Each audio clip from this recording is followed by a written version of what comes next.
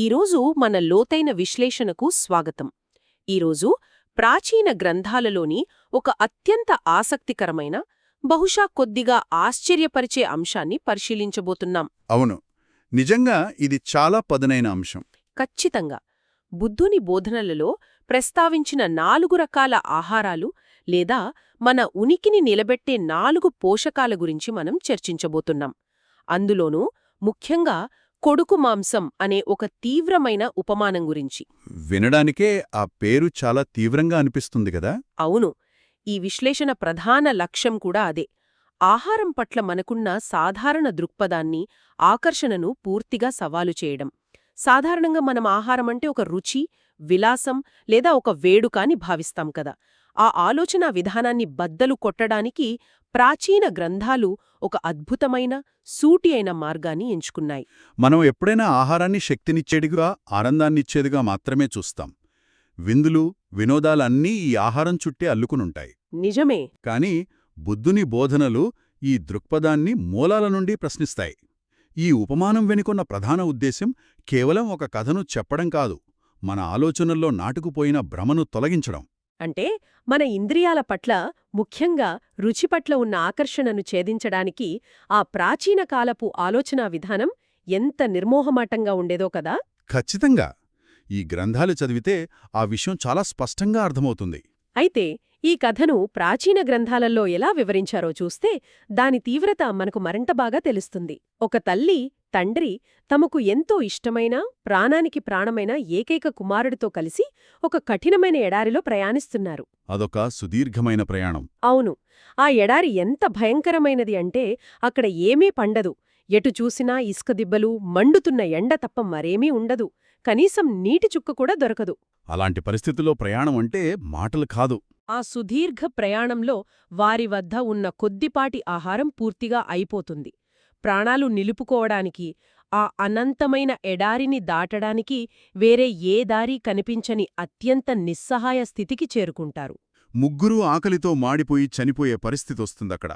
సరిగ్గా ఇక్కడే ఈ కథ అత్యంత తీవ్రమైన, ఊహించని మలుపు తిరుగుతుంది. ఆ ముగ్గురూ ఎడారి ఇసుకలో కలిసిపోకుండా ఉండటానికి, కనీసం ఇద్దరైనా ప్రాణాలతో బయటపడటానికి ఆ తల్లిదండ్రులు ఒక గుండెను పిండేసే నిర్ణయం తీసుకుంటారు. తమ కన్న కొడుకునే చంపి ఆ మాంసాన్ని ఎండబెట్టి దానికి మిరియాలు చల్లి తింటారు. వినడానికే చాలా భయంకరంగా ఉంది. అవును, వినడానికి ఇది చాలా కష్టంగా ఉన్నా, కేవలం ప్రాణాలను నిలబెట్టుకోవడానికి మనిషి ఎంతటి కఠినమైన నిర్ణయానికైనా ఎలా సిద్ధపడతాడో ఈ ఉపమానం కళ్ళక్కడుతుంది. కాని ఇది వినడానికి చాలా విపరీతంగా, క్రూరంగా అనిపించడం లేదు. కేవలం ఆహారం మీద విరక్తి పుట్టించడానికి ఇంత భయంకరమైన ఉదాహరణ అవసరమా అనిపిస్తోంది.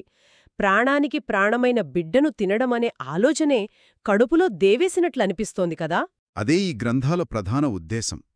మనసు అంత సులభంగా వాస్తవాన్ని అంగీకరించదు చూడండి. అంటే ఆ షాక్ ఇవ్వడానికే అంటారు. ఖచ్చితంగా. మనకు ఆహారం మీదున్న వ్యామోహం ఎంత బలమైనదంటే దాన్ని బద్దలు కొట్టడానికి ఇలాంటి తీవ్రమైన ఒక షాక్ థెరపీ ఖచ్చితంగా అవసరం. ఇక్కడ గమనించాల్సిన కోణమేమిటంటే వాళ్లు ఆ మాంసాన్ని రుచికోసం తినలేదు. ఆకలి తీర్చుకోవడానికి మాత్రమే. అవును, తమ శరీరాన్ని అందంగా ఉంచుకోవడానికి గాని, బలాన్ని ప్రదర్శించడానికి గాని, విలాసం కోసంగాని అస్సలే తినలేదు. ప్రతి ముద్దకు ఏడుస్తూ, హాహాకారాలు చేస్తూ, తమ బిడ్డను తలుచుకుని కుమిలిపోతూనే ఆ ఆహారాన్ని గొంతులోకి తోసుకున్నారు. ఆ ఎడారిని దాటి ప్రాణాలతో బయటపడటానికి మాత్రమే వాళ్ళు ఆ పని చేశారు. అవును. అంటే ఆకలి తీర్చుకోవడమనేది ఒక వేడుక కాదు, అదొక అత్యంత బాధాకరమైన అనివార్యత అని ఈ కథ చెబుతోంది. ఈ కథను ఒక భిక్షువు జీవితానికి అన్వయించి చూస్తే ఒక విషయం చాలా స్పష్టమవుతోందిక్కడ. ఆ తల్లిదండ్రులకు ఆ మాంసం తినడం ఎంతటి తీవ్రమైన, బాధాకరమైన విషయమో, ఒక భిక్షువుకు ఆహారం తీసుకోవడం కూడా అంతే అని ఈ గ్రంథాలు చెబుతున్నాయి. ఆహారాన్ని ఒక ఔషధంలాగా మాత్రమే చూడాలి కదా. ఖచ్చితంగా. ఒక భిక్షువు ఆహారాన్ని ఎప్పుడూ ఆనందం కోసం తీసుకోకూడదు. శరీరానికి తగిలిన ఒక పెద్ద గాయానికి మందు పూసినట్లుగా మాత్రమే చూడాలి. ఇప్పుడు గాయానికి మందు పూసేటప్పుడు ఎవరైనా ఆనందిస్తారా చెప్పండి? లేదు, అది మండుతుంది. కాని మానడానికి పూస్తారు. అదే, ఆ గాయం మానడానికి అది అత్యవసరం కాబట్టి పూస్తారు. అలాగే ఈ శరీరమనే గాయాన్ని మాన్పడానికి, దాన్ని నిలబెట్టడానికి ఆహారమనే ఔషధం పూయాలి తప్ప నాలుక రుచి కోసం ఆరాటపడకూడదు. ఇక్కడ ఎడారి అనే పదాన్ని కూడా చాలా వ్యూహాత్మకంగా వాడారు కదా. అవును, ఇక్కడ ఎడారి అంటే సంసార చక్రం, అనగా నిరంతర జనన మరణాల చక్రం. ఆ ఎడారిని దాటడానికి అనగా ఈ జనన మరణాల సంసారం నుండి విముక్తి పొందడానికి మాత్రమే భిక్షువు ఆహారమనే సాధనంతో ఈ శరీరాన్ని నిలబెట్టుకుంటాడు. ఎడారి మధ్యలో ఎక్కడో ఆగిపోయి ఇసుకలో ఇల్లు కట్టుకొని విలాసాలనుభవించడం లక్ష్యం కాదు. ఎట్టి పరిస్థితిలోనూ దాటడమే ఏకైక లక్ష్యం. ఆ ప్రయాణంలో శరీరం సహకరించటానికి మాత్రమే ఏడుస్తూ బిడ్డమాంసం తిన్న ఆ తల్లిదండ్రుల మానసిక స్థితితో ఆహారం తీసుకోవాలి. నిజంగా ఈ ఉపమానం మనల్ని మరో లోతైన ఆలోచన వైపు నడిపిస్తుంది. ఎడారిలో ప్రయాణించేటప్పుడు ఎవరైనా ప్రాణాలతో బయటపడటానికే ప్రాధాన్యత ఇస్తారు కాని రుచికరమైన భోజనం కావాలని, షడ్రుచులతో కూడిన విందు కావాలని కోరుకోరు. జీవితమనే ఈ సంసార చక్రాన్ని దాటే సుదీర్ఘ ప్రయాణంలో కూడా అదే నిగ్రహం, అదే వైరాగ్యం ఉండాలని ఈ బోధనలు స్పష్టం చేస్తున్నాయి. ఆ ఎడారిలో బ్రతకడానికి వాళ్లు తమ కన్నబిడ్డనే బలిచేయాల్సొచ్చింది. కాని కొంచెం లోతుగా ఆలోచిస్తే ఈ సృష్టిలో మనం ప్రతిరోజూ బ్రతకడానికి ఏదో ఒక ప్రాణిని బలిచేస్తూనే ఉన్నాం కదా. ఇది చాలా ముఖ్యమైన పాయింట్. మనుగడలోని రుణం లేదా జీవిపై జీవి ఆధారపడటం అనే పర్యావరణ వాస్తవికతను ఈ ఉపమానం పరోక్షంగా గుర్తుచేస్తోంది. మనం తీసుకునే ప్రతి ముద్ద వెనుక ఎంతో కొంత హింస దాగి ఉందన్నది కాదనలేని సత్యం. ఈ వాస్తవం చాలా చేదుగా ఉంటుంది. ప్రతి జీవి మనుగడ వెనుక ఇంకో జీవి త్యాగం లేదా మరణం దాగి ఉంది. మనం తీసుకునే ఆహారం భౌతికంగా మన పళ్ళెంలోకి ఎలా వస్తుందో నిశితంగా పరిశీలిస్తే, మాంసాహారం తీసుకున్నప్పుడు ప్రత్యక్షంగా జంతువులను చంపుతున్నాం అన్న విషయం స్పష్టంగా తెలుస్తుంది. ఆకలి తీరడానికి ఒక ప్రాణి తన ప్రాణాన్ని కోల్పోవాల్సి వస్తోంది. ఇది ప్రత్యక్షంగా కంటికి కనిపించే వాస్తవం. అవును. మాంసాహారం విషయానికి వస్తే అది ప్రత్యక్ష హింస అని అర్థమవుతుంది. కాని మనం కేవలం శాకాహారం తీసుకుంటే ఏ ప్రాణికి హాని జరగడం లేదు, మన భోజనం అత్యంత స్వచ్ఛమైనది అని అనుకుంటాం. సాధారణంగా అందరూ అలాగే అనుకుంటారు. అయితే గ్రంథాలలోని వాస్తవాలను, ప్రకృతి నైజాన్ని ఎత్తిచూపితే శాకాహారం పండించేటప్పుడు కూడా ఎంతో ప్రాణనష్టం జరుగుతుంది. భూమిని దున్నేటప్పుడు భూమి లోపల ఉండే ఎన్నో వానపాములు, కీటకాలు నలిగి చనిపోతాయి. అవును. పంట కోతలు కోసేటప్పుడు కూడా లెక్కలేనన్ని చిన్న చిన్న ప్రాణులు నాశనమవుతాయి. ఇదొక చేదు నిజం. ఆ కీటకాలను తినడానికి పక్షులు వస్తాయి. ఆ పక్షులను వేటాడ్డానికి వేరే జంతువులు వస్తాయి. ఇదంతా ఒకదానికొకటి ముడిపడి ఉన్న చక్రం. అంతెందుకు, మనం శ్వాస పీల్చినప్పుడు గాలిలోని ఎన్నో సూక్ష్మజీవులు నశిస్తాయి. దాహం తీర్చుకోడానికి నీరు తాగినప్పుడు కూడా మన కంటికి కనిపించని ఎన్నో ప్రాణులు మరణిస్తాయి. జీవితమనేది ఎప్పుడూ ఇతర ప్రాణుల మూల్యంతోనే ముడిపడి ఉంటుంది. ఒక జీవి బ్రతకాలంటే మరో జీవి దేహాన్ని ఆహారంగా స్వీకరించక తప్పని పరిస్థితి ఈ సృష్టిది. కాబట్టి శరీరానికి తీసుకునే ప్రతి క్యాలోరీ వేరొక ప్రాణి నుండి తీసుకున్న అప్పు లేదా రుణం అని ఈ బోధనలు వివరిస్తున్నాయి. ఈ పర్యావరణ వాస్తవికతను వింటుంటే మనస్సులో ఒక రకమైన బరువు, భయంకరమైన అపరాధ భావన కలుగుతోంది. కేవలం నా శరీరాన్ని పోషించుకోవడం కోసం, నా ఉనికిని నిలబెట్టుకోవడం కోసం ఈ ప్రకృతిలోని ఇన్ని ప్రాణులకు ఇంత మూల్యం చెల్లించాల్సి వస్తుందా అనిపిస్తుంది. అది సహజమే. కానీ ఈ బోధనల ఉద్దేశం మనుషులలో అపరాధ భావన నింపి జీవితం పట్ల నిరాశను రగిలించడం కాదని మనం అర్థం చేసుకోవాలి. అంటే అపరాధ భావనతో కుంగిపోవటం కాదు దీని లక్ష్యం. అస్సలు కాదు. భౌతిక ప్రపంచమంతా ఒకదానినొకటి తినే క్రమమని స్పష్టంగా గ్రహించి ఈ ప్రపంచం పట్ల, మనల్ని నడిపించే ఇంద్రియాల పట్ల ఒక రకమైన వైరాగ్యం కలిగించడమే దీని ముఖ్య ఉద్దేశం. వైరాగ్యమంటే భయంతో పారిపోవడం కాదు కదా? కాదు. భ్రమలు తొలగిపోయిన ఒక స్పష్టమైన మానసిక స్థితి అది. శరీరాన్ని పోషించడానికి ఇంత భారీ మూల్యం చెల్లించాల్సొస్తున్నప్పుడు ఈ పంజరంలో చిక్కుకుని మళ్లీ జన్మకు కారణమయ్యే కోరికలను విడిచిపెట్టాలన్నదే ఈ బోధనల అసలైన సారాంశం. అంటే కోరికల వల్ల మళ్లీ శరీరం వస్తుంది. శరీరముంటే దాన్ని పోషించడానికి మళ్లీ ఇతర ప్రాణులపై ఆధారపడాలి, మళ్లీ రుణం పెంచుకోవాలి. ఈ అంతులేని చక్రాన్ని ఛేదించడమే అంతిమ లక్ష్యమంటారు. ఖచ్చితంగా అదే అంతిమ లక్ష్యం. సరే, ఇప్పటివరకు మనం భౌతిక ఆహారం గురించి, దాని భయంకరమైన ఉపమానం గురించి లోతుగా చర్చించాం. కాని బుద్ధుని బోధనలలో కేవలం భౌతికాహారం మాత్రమే కాకుండా మన ఉనికిని పోషించే, మన జనన మరణాల చక్రాన్ని నడిపించే మరో 3 అంశాలను కూడా ప్రస్తావించారు కదా? అవును, మరో 3 ఉన్నాయి. మిగిలిన 3 ఆహారాలు లేదా పోషకాలు ఏమిటి అనేది ఇప్పుడు విశ్లేషిద్దాం. ఈ గ్రంథాల ప్రకారం భౌతికాహారంతో పాటు స్పర్శ, మానసిక సంకల్పం మరియు విజ్ఞానం లేదా చైతన్యం అనే మరో 3 అంశాలు కూడా మన మనుగడను పోషిస్తాయి, మనల్ని ఈ సంసార చక్రంలో బంధించి ఉంచుతాయి. వీటికి కూడా భౌతికాహారానికి ఇచ్చిన కొడుకు మాంసం ఉపమానం లాంటి తీవ్రమైన, ఆలోచింపజేసే ఉపమానాలే ఇవ్వబడ్డాయి కదా. అవును. మొదటగా రెండవ పోషకమైన స్పర్శ గురించి చూద్దాం.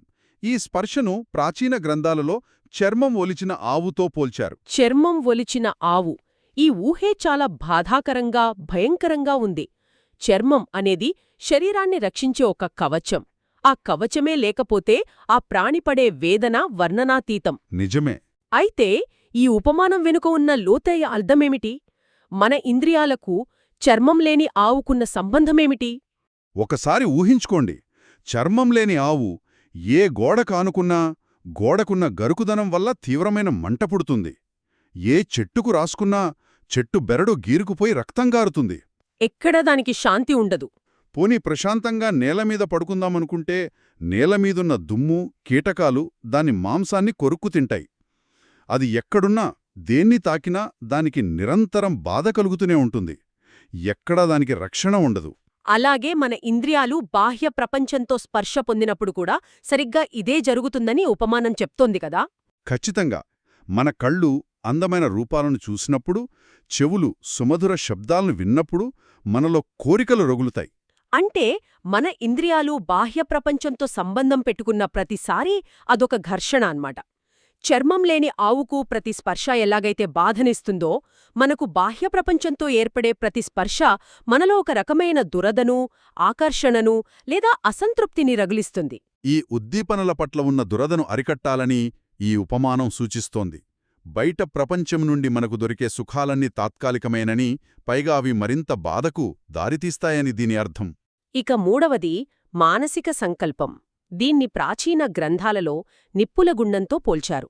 ఈ నిప్పులగుండం ఉపమానం ద్వారా మనం అర్థం చేసుకోవాల్సిన సత్యమేమిటి? మానసిక సంకల్పమంటే ఏదైనా చెయ్యాలనే తీరని కోరిక లేదా ఒక ప్రేరణ, నిరంతరం మనల్ని ముందుకు నెట్టే ఒక శక్తి. దీని వివరించడానికి గ్రంథాలలో ఒక అద్భుతమైన చిత్రాన్ని ఆవిష్కరించారు. ఎలాంటి చిత్రమది? ఒక వ్యక్తిని ఇద్దరు అత్యంత బలవంతులైన మనుషులు 2 చేతులు గట్టిగా పట్టుకుని దహించివేసే భయంకరమైన నిప్పులగుండంలోకి బలవంతంగా ఈడ్చుకుంటూ లాక్కెళ్తున్నట్లు ఊహించుకోండి. ఆ నిప్పులగుండంలో పడటం అతనికిష్టముండదు. అస్సలిష్టముండదు. కాని ఆ బలవంతుల ముందు వాడి శక్తి సరిపోదు. మన మానసిక సంకల్పాలు లేదా తీరని కోరికల ప్రవాహం కూడా అచ్చం ఆ ఇద్దరు బలవంతుల్లాంటివే. అంటే మనల్లో పుట్టే ప్రతి కోరికే మనల్ని పట్టిలాగే ఆ బలవంతుడు. అది మనల్ని ప్రశాంతంగా ఒకచోట ఊరుకోనివ్వదు. ఎప్పుడూ ఏదో ఒక పని చేసేలా, కొత్త కర్మలు సృష్టించేలా మనల్ని ప్రేరేపిస్తూనే ఉంటుంది. అవును. ఆ కోరికల వెనుకాల పరిగెత్తి మనం సాధించేదేమీ లేదు. చివరికి ఆ కర్మల వల్ల మనమా జనన మరణాలనే నిప్పుల గుండంలో పడి కాలిపోవడమే జరుగుతుంది. మనకి తెలియకుండానే మన ఆశలు మనల్ని ఆ నిప్పుల వైపు లాక్కెళ్తున్నాయి. ఆ ప్రేరణను, కర్మలను సృష్టించే ఆవేశాన్ని మధ్యలోనే ఆపేయడమే దీని ఉద్దేశం. ఈ ఉపమానాలు మన అస్తిత్వాన్ని పొరలు పొరలుగా విడదీసి చూపుతున్నాయి కదా. ఖచ్చితంగా. ఇక నాల్గవది అత్యంత సూక్ష్మమైనది, విజ్ఞానం లేదా చైతన్యం. భౌతికాహారం, స్పర్శ, సంకల్పం ఈ మూడింటిని దాటిన తర్వాత మిగిలేది ఈ చైతన్యమే కదా. అవును. ఈ చైతన్యానికి వాడిన ఉపమానం 300 ఈటలు. చైతన్యాన్ని అంటే కేవలం ఎరుకతో ఉండటాన్ని ఈటలతో పోల్చారు. ఒక్క నిమిషం. ఈ 300 ఈటల ఉపమానం కొంచెం సంక్లిష్టంగా ఉంది. స్పర్శ వల్ల, కోరికల వల్ల బాధ కలుగుతుందంటే అర్థం చేసుకోవచ్చు. ఆకర్షణలు మనల్ని నిప్పుల గుండంలా దహిస్తాయంటే నమ్మచ్చు. అవును. కానీ కేవలం చైతన్యంతో ఉండటం, అంటే కేవలం ఎరుకతో ఉండటాన్ని రోజుకు 300 సార్లు ఈటలతో పొడవడంతో ఎందుకు పోల్చారు? బ్రతికి ఉండటం, మన చుట్టూ ఏం జరుగుతుందో తెలుసుకోవడం కూడా అంత బాధాకరమైన విషయమా? ప్రాచీన గ్రంథాలు దీన్ని చాలా లోతుగా విశ్లేషించాయి. ఉదయం ఒక 100 ఈటలు, మధ్యాహ్నం ఒక 100 ఈటలు, సాయంత్రం ఒక 100 ఈటలతో ఒక వ్యక్తిని నిరంతరం పొడిస్తే ఎంత తీవ్రమైన బాధ కలుగుతుందో ఒకసారి ఊహించండి. అది చాలా దారుణమైన వేదన. ఇక్కడ చైతన్యమంటే కేవలం ప్రాణంతో ఉండటం కాదు, ప్రతి అనుభవంలోనూ నేను అనే అహంకారాన్ని నిలబెట్టుకోవటం.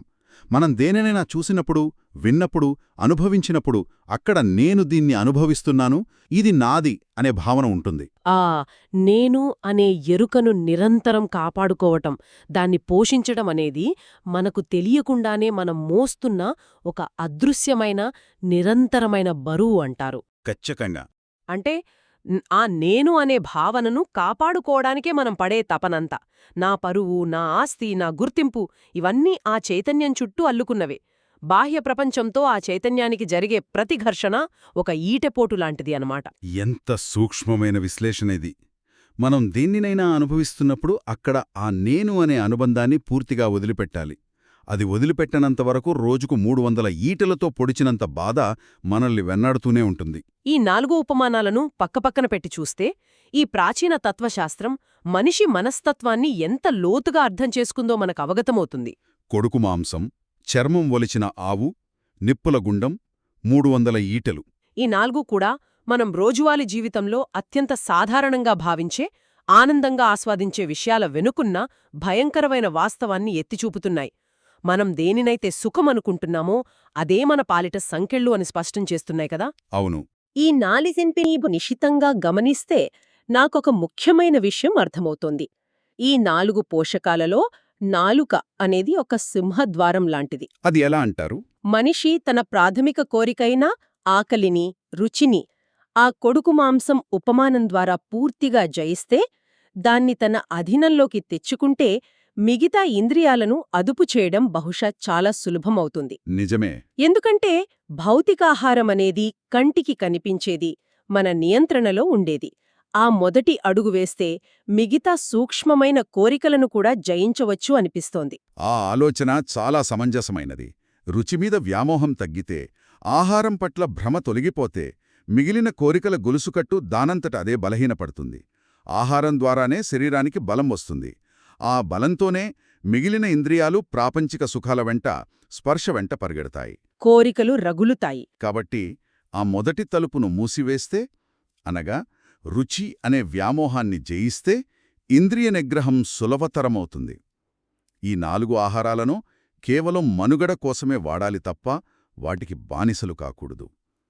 ఈ ఉపమాలలన్నింటి అంతిమ లక్ష్యం ఆ సంసార చక్రం అనబడే భయంకరమైన ఎడారి నుండి విముక్తి పొందడమే. ఎడారిలో ఇసుక రేణువుల్లా మిగిలిపోవడం కాదు. ఇప్పటివరకు మనం మాట్లాడుకున్న ఈ లోతైన విషయాలను ఒక్కసారి వెనక్కి తిరిగి చూసుకుంటే, ప్రాచీన గ్రంథాలలోని ఒక భయానకమైన ఉపమానం ద్వారా మనం మనుగడ యొక్క వాస్తవాన్ని మనం తెలుసుకున్నాం. అవును. ఆహారమనేది కేవలం ప్రాణాన్ని నిలబెట్టుకోవడానికి తీసుకునే ఒక ఔషధం మాత్రమే, కానీ నాలుక రుచికోసం ఆరాటపడే విలాసం కాదు. ప్రతి పూట మనం తీసుకునే భోజనం వెనుక, మనం వేసే ప్రతి శ్వాస వెనుక ప్రకృతికి మనం పడి ఉన్న ఒక భారీ రుణముంది. ఖచ్చితంగా. ఈ నిజాన్ని తెలుసుకుని అపరాధభావనతో కుంగిపోకుండా, వివేకంతో, వైరాగ్యంతో కోరికల నుండి విముక్తి పొందే మార్గంలో పయనించడం ఎలాగో ఈ బోధనలు మనకు అద్భుతంగా వివరించాయి. భౌతికాహారం ద్వారా శరీరాన్ని, స్పర్శ ద్వారా ఇంద్రియాలను, మానసిక సంకల్పం ద్వారా కర్మలను, చైతన్యం ద్వారా అహంకారాన్ని మనం నిరంతరం ఎలా పోషిస్తున్నామో ఈ 4 ఉపమానాలు స్పష్టంగా కళ్లకు కట్టాయి కదా. నిజంగా మన ఉనికిని కాపాడుకోవడానికి మనం ప్రకృతికి చెల్లించే మూల్యమెంతో తెలిసినప్పుడు సహజంగానే మనసులోని భ్రమలన్నీ పటాపంచలవుతాయి. ఆ స్పష్టతతోనే మనిషి స్వేచ్ఛ వైపు అడుగులేయవలడు. అవును. అయితే ఈ విశ్లేషణను ముగించే ముందు ఒక ఆలోచన రేకెత్తించే ప్రశ్నను ఇక్కడ వదిలివేద్దాం. రుచి అనే ప్రాథమిక కోరికను ఒక ఔషధంలాగా భావించి అదుపు చేయడం సంసార చక్రాన్ని దాకడానికి మొదటి మెట్టు అని తెలుసుకున్నాం కదా. అవును. అయితే మనకు తెలియకుండానే మనలో అంతులేని కోరికలను పెంచి పోషిస్తున్న ఇతర రోజువారీ అలవాట్లు ఏమున్నాయి?